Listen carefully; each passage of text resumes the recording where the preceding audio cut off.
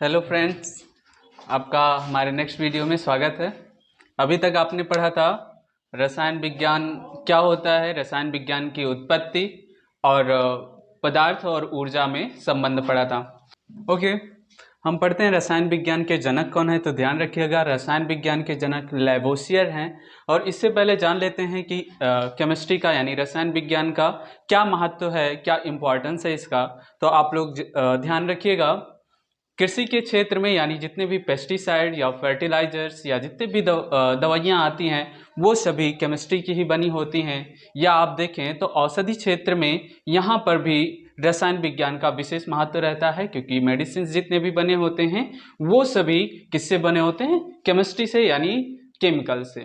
Okay, या हमारे daily life में देखें या दैनिक जीवन में देखें तो यहाँ पर भी जितनी भी चीज़ें होती हैं उसमें रसायन विज्ञान का विशेष योगदान रहता है।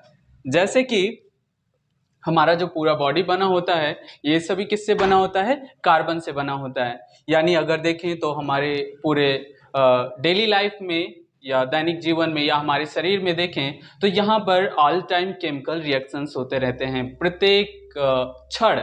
यानी अगर एक क्षण के लिए भी केमिकल रिएक्शंस रुक जाएं, यानी आप कह सकते हैं कि अगर केमिकल रिएक्शंस रुक जाएं तो एक मील का किया हुआ भोजन उसे पचने में, डाइजेस्ट होने में लगभग 6 वर्ष का समय लगेगा। ओके, यानी आप कह सकते हैं कि केमिस्ट्री का विशेष योगदान है हर एक फील्ड में। नेक्स्ट पढ़ते हैं द्रव्य के प्रकार यानी पदार्थ के प्रकार। द्रव्य और पदार्थ एक ही है, यानी और द्रव्य क्या होता है, इनके प्रकार क्या हैं। द्रव्य को दो प्रकार से वर्गीकृत करते हैं। सबसे पहला भौतिक वर्गीकरण और दूसरा है रासायनिक वर्गीकरण। स्टार्ट करते हैं द्रव्य के प्रकार, यानी द्रव्य के प्रकार में पहला है भौतिक वर्गीकरण। तो द्रव्य की 5 भौतिक अवस्थाएं होती हैं। सबसे पहला ठोस, द्रव, गैस एंड 2 अलग अवस्था होती है जिसे बोला जाता है plasma state and Bose-Einstein state. ठीक है, पढ़ लेते हैं ठोस अवस्था क्या होती है। तो इसमें ध्यान रखिएगा कि इनका आकार और आयतन दोनों निश्चित होता है और इनमें जो कण होते हैं, जो पार्टिकल होते हैं वो आपस में क्लोजली बाइंडिंग होते हैं, यानी बहुत मजबूती के साथ बंधे होते हैं।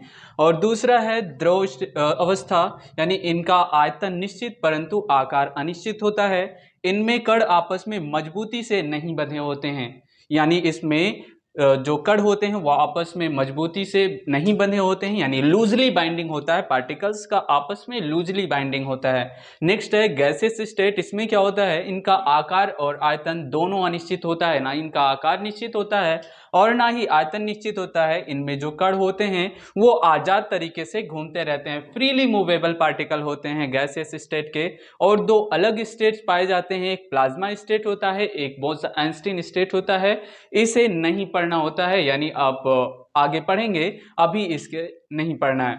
ठीक है, यानी ठोस अवस्था का अगर एग्जाम्पल देखें, ठोस अवस्था का अगर एग्जाम्पल देखें तो जितने भी लकड़ी है या बर्फ है, यानी जो पार्टिकल्स ठोस होते हैं वो ठोस अवस्था के अंतर्गत आते हैं। द्रव में जितने भी लिक्विड होते हैं वो सभी द्रव अवस्था में आते हैं, जैसे पानी हो गया या दूध हो गया, ये सभी द्रव अवस्था में आते हैं। और गैसेस स्टेट में इसमें जितने भी गैस होते हैं, चाहे वो ऑक्सीजन हो गया, नाइट्रोजन हो गया, ये सभी गैसेस स्टेट में आते हैं।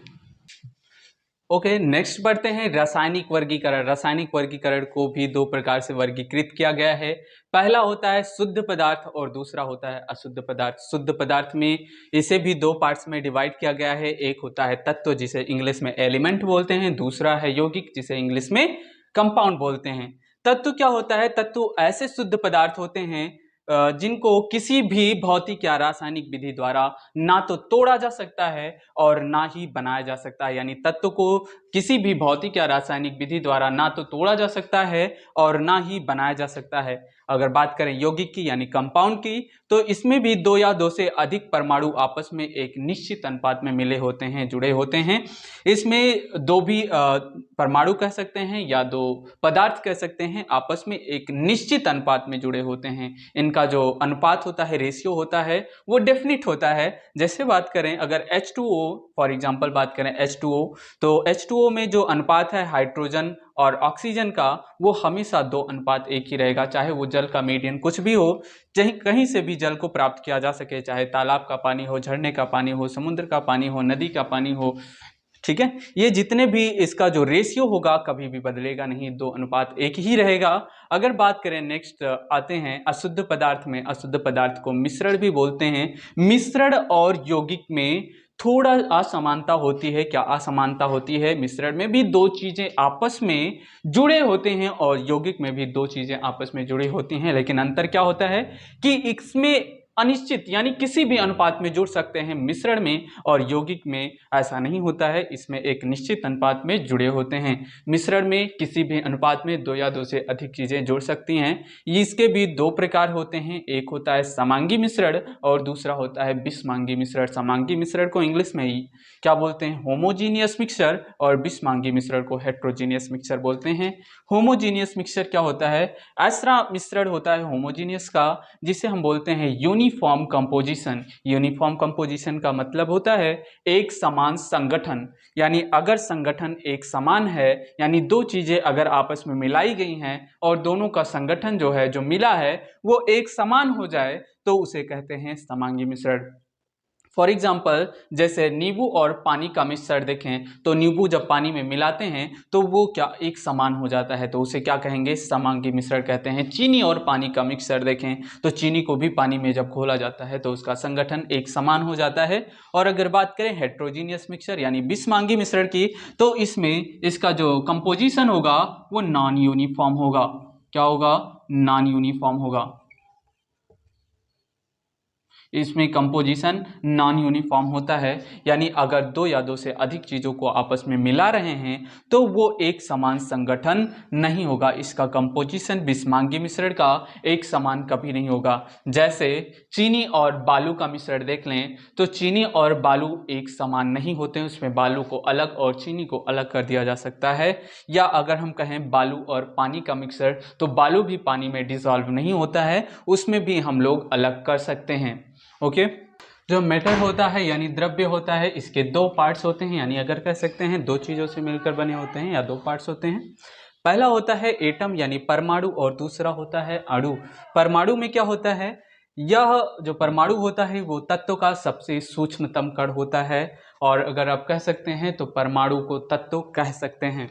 और अणु क्या होता है? यानी ये भी परमाणुओं से, एक से अधिक परमाणुओं से मिलकर बना होता है।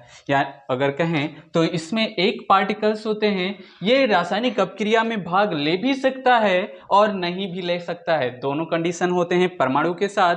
और ये जो अणु होता है ये स्वतंत्र अवस्था में रह सकता है, यानी जैसे अगर बात करें तो इसमें सिंगल पार्टिकल्स और more than one atoms combine together and form molecule, यानी एक से अधिक एटम मिलकर किसका निर्माण करते हैं? मॉलिक्यूल का निर्माण करते हैं, ये कहलाता है मॉलिक्यूल।